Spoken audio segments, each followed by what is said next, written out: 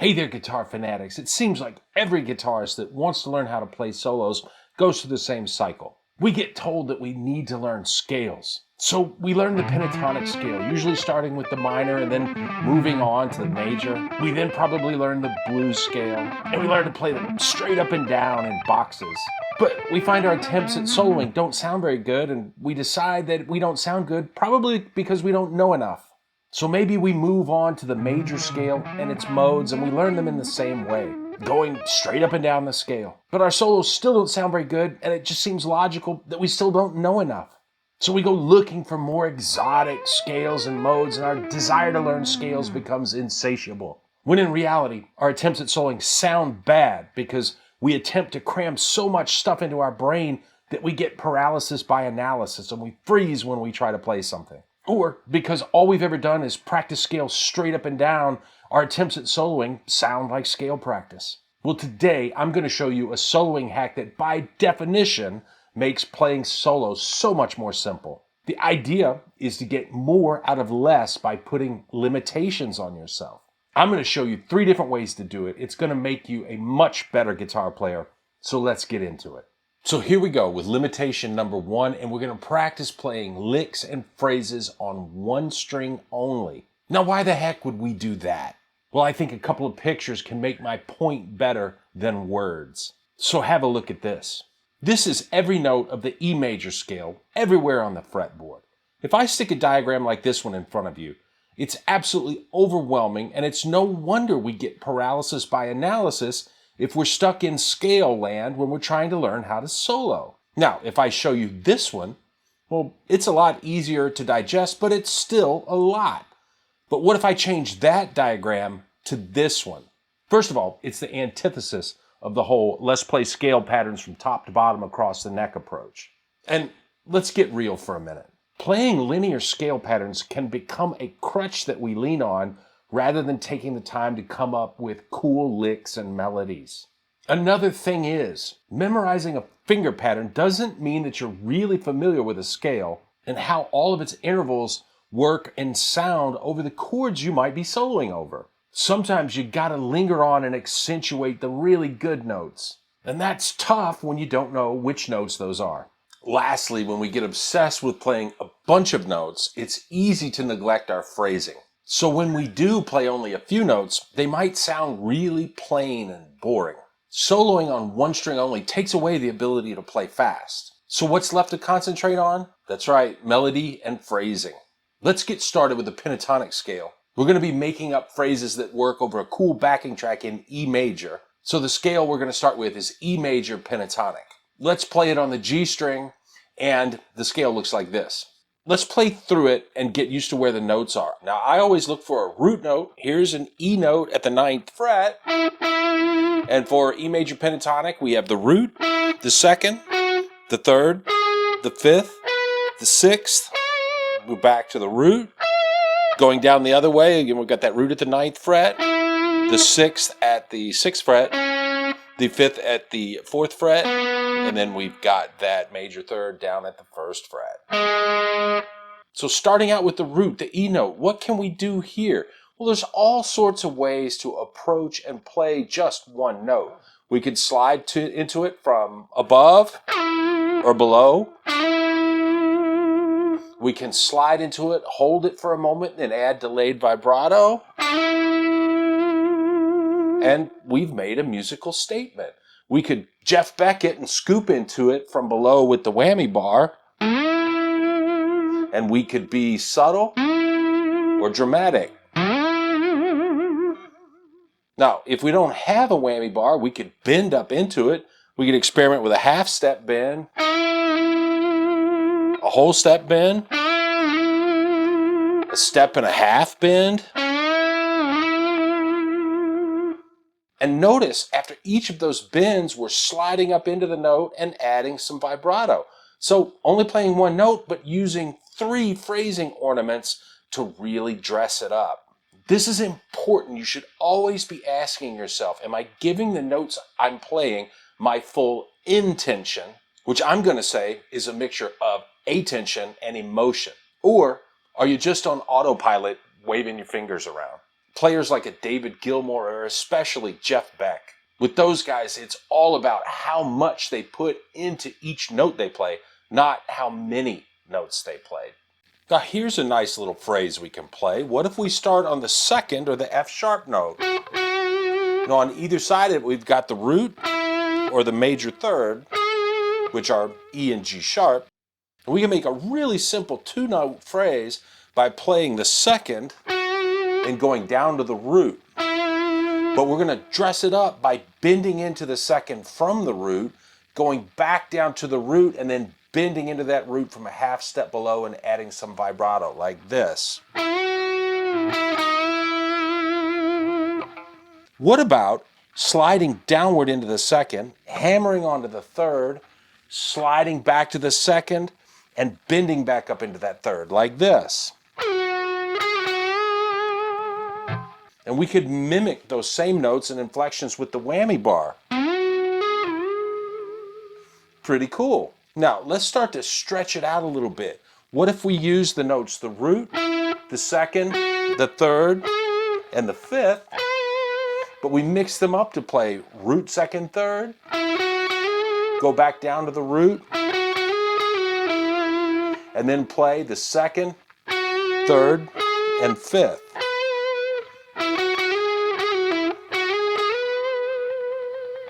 Or we could go the other way and play the root, second, third, back down to the root, and then play the second, root, the sixth, and then back to the root.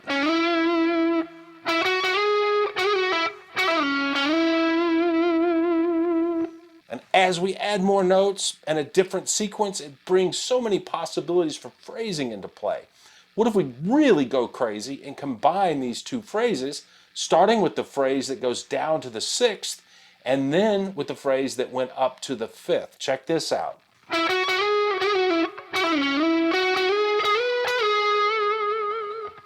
Now we're starting to get into some territory that sounds like lines Derek Trucks might play.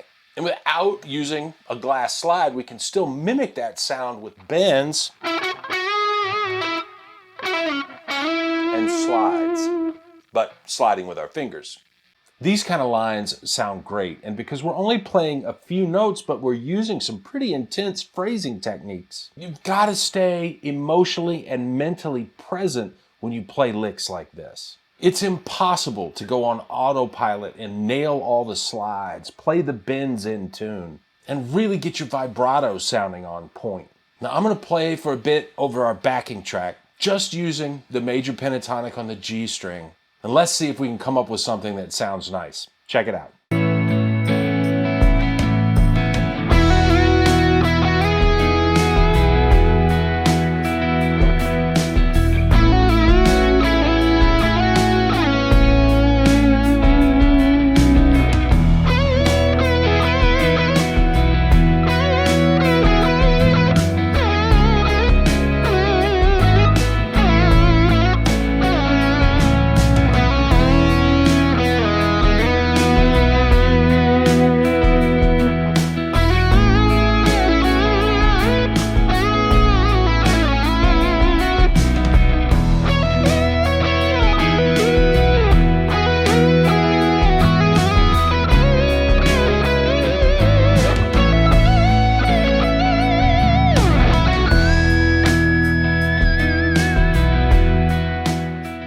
All right, let's move on to limitation number 2.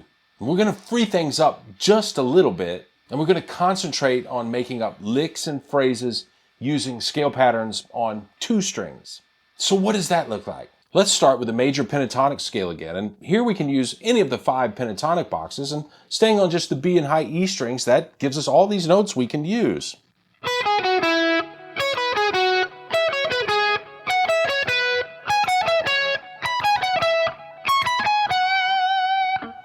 And we'll even stretch things out a little bit more by allowing ourselves to combine 2 pentatonic patterns, like the notes at the 9th and 12th frets, and the notes at the 12th and 14th frets. Now we can slide into these notes. We could bend into the notes.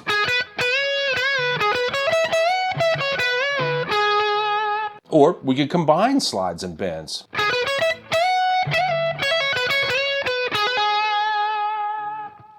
There are so many possibilities, limited really by just your creativity and your imagination. You got to get in there, dig around and explore, work on different phrasing ornaments and combinations. It's a great break from practicing scale patterns, and it makes you play differently. You're going to get more creative, and you're going to play things that are more musical and emotional. And trust me on this, really good guitar players aren't impressed by other guitarists that can play fast. They're going to be impressed by which notes you play and how you play them. And that probably goes double for people that aren't guitar nerds like us. You move those people by playing great melodies with lots of feel and emotion. Let me play again over the backing track, and this time I'm going to be using both the 2-string approach and then the pentatonic scale on 1 string. Let's give it a try.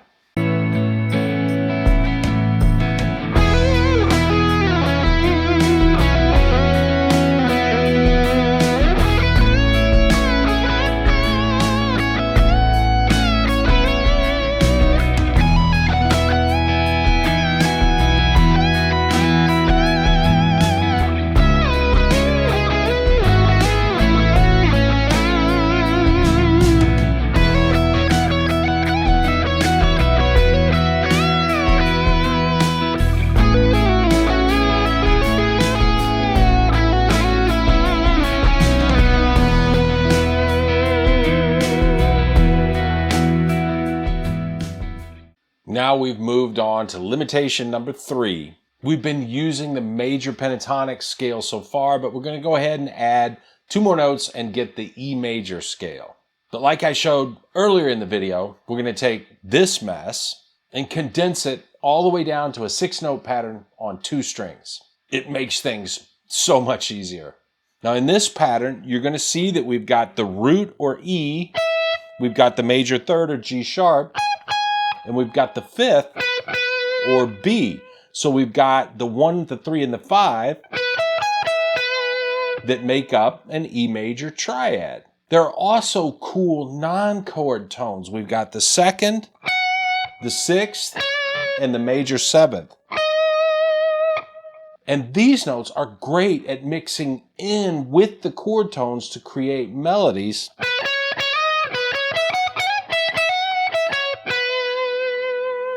Because we get to play non-chord tones to create tension, and then we move to a chord tone that resolves that tension. You just don't get that same sense of tension and resolution when you're just burning through a scale pattern. And you're not playing wrong notes when you rip through a scale. You're just not giving enough attention to the really right ones.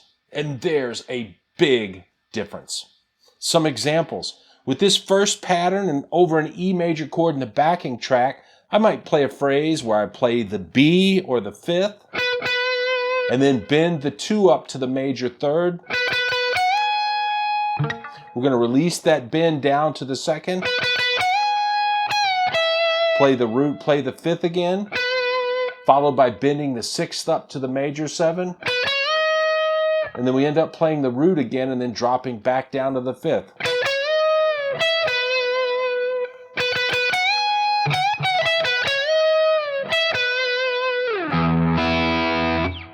The backing track then switches to the 4 chord, or A. We could drop down to another 6-note pattern from the E major scale that's at the 5th fret. And we'd have E, F sharp, G sharp, A, B, and C sharp. So over the E chord, that would be the root, the 2nd, the 3rd, 4th, 5th, and 6th. But remember, our chords switched to A. So in relation to A, we've actually got the 5th, the 6th, the major 7th, the root, the 2nd, and major 3rd. So now we've got the 1, 3, 5 of A. And we could play, for instance, E, F sharp, G sharp, and A. And then G sharp, F sharp, and back to the E. And then play a double stop with the G sharp and B notes. And then maybe bend that B or the 2nd up to C sharp. Remember, that's the 2nd and major 3rd of A. So once again, really great interplay between chord and non-chord tones that makes for great melodies. And it's so much easier to explore what we can do with the notes, because by comparison to playing long scale patterns, we're only playing a few notes at a time. Listen to these two phrases that we just went through over the E to A chord change in the backing track.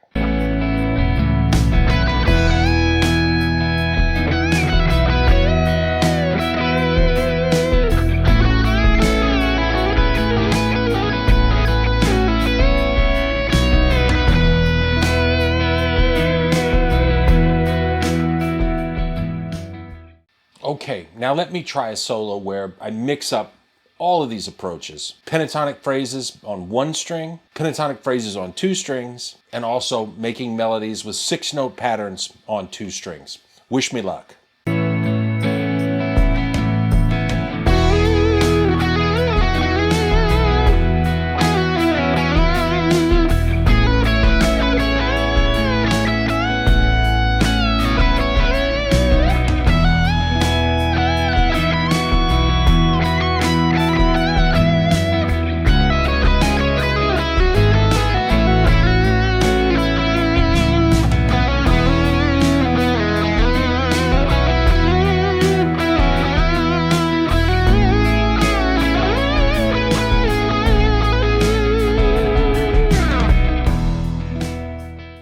So that's our soloing hack. And it's all about making things easier on yourself by dealing with less information, but getting to know that information and what you can do with it really, really well. Less notes to deal with lets you concentrate more on your time feel, your phrasing, the emotion in your licks, and tension and resolution. And you're gonna sound smoother, more melodic, more professional. You're just gonna sound like a much better guitar player. So I hope you got a lot out of the video. Work hard at playing that guitar and have lots of fun. I'll be seeing you soon. Bye for now.